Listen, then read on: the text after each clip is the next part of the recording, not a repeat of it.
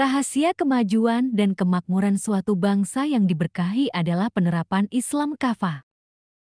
Rahasia sejati kemajuan dan kemakmuran suatu bangsa bukan terletak pada kekayaan alam, teknologi, atau kekuasaan semata, tetapi pada penerapan nilai-nilai Islam secara kafah menyeluruh dalam seluruh aspek kehidupan.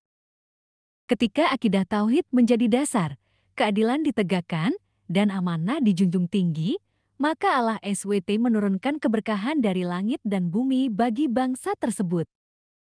Pertama, penerapan Islam secara kafah adalah perintah Allah Subhanahu wa Ta'ala. Allah Subhanahu wa Ta'ala berfirman, "Wahai orang-orang yang beriman, masuklah kamu ke dalam Islam secara keseluruhan kafah." Quran Surah Al-Baqarah 2, ayat 208. Ayat ini menegaskan bahwa Islam tidak boleh diambil sebagian dan ditinggalkan sebagian.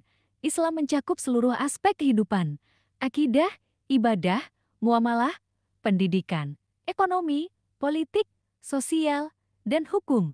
Ketika seluruh sistem kehidupan dijalankan dengan prinsip Islam, maka akan lahir masyarakat yang adil, makmur, aman, dan sejahtera. Kedua, akidah tauhid. Fondasi kemajuan dan kekuatan bangsa, tauhid adalah fondasi utama kejayaan umat.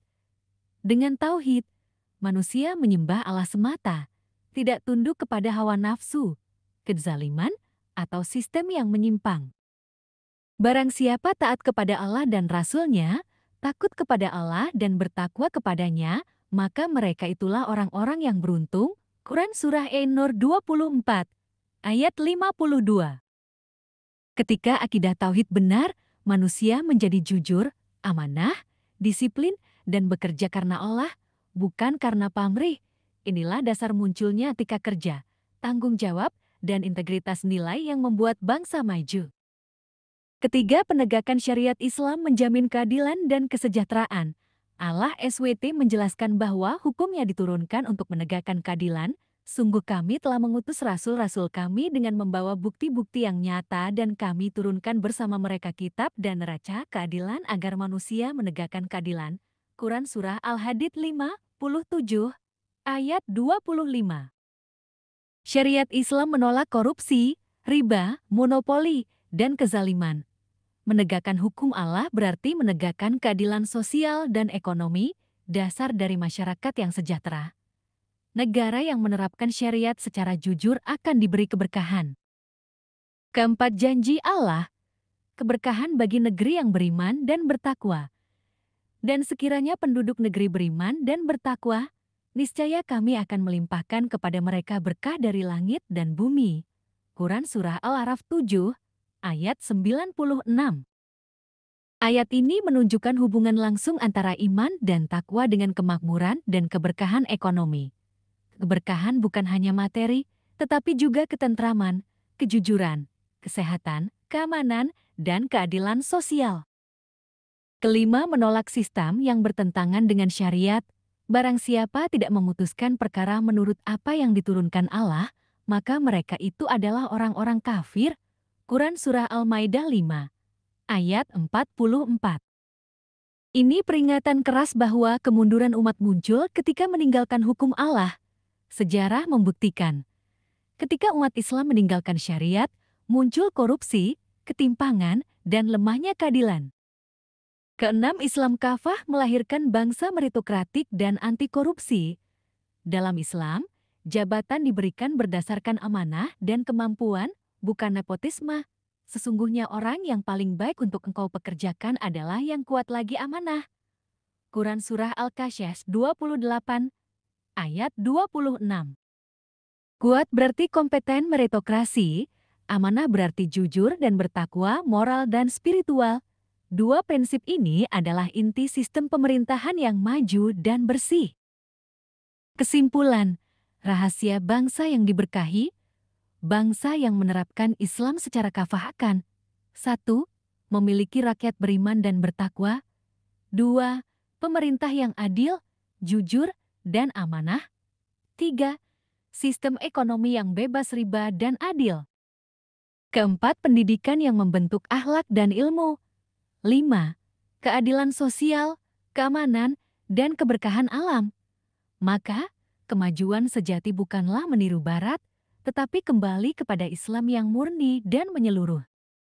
Contoh historis kepemimpinan dalam syariat Islam yang kafah.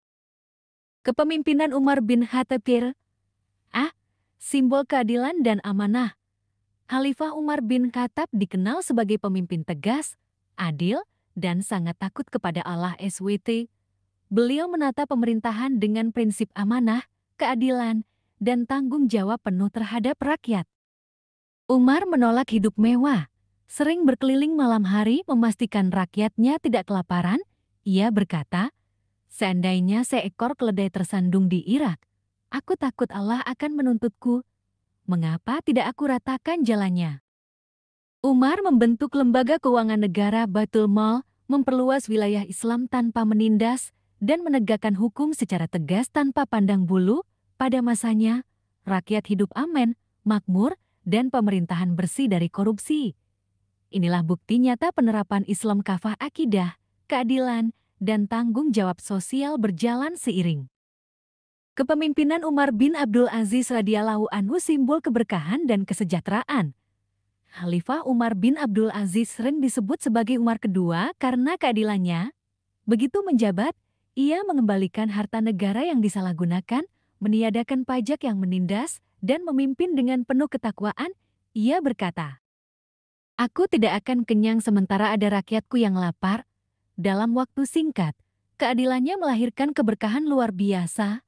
Zakat melimpah hingga petugas sulit menemukan penerima zakat karena semua rakyat telah sejahtera.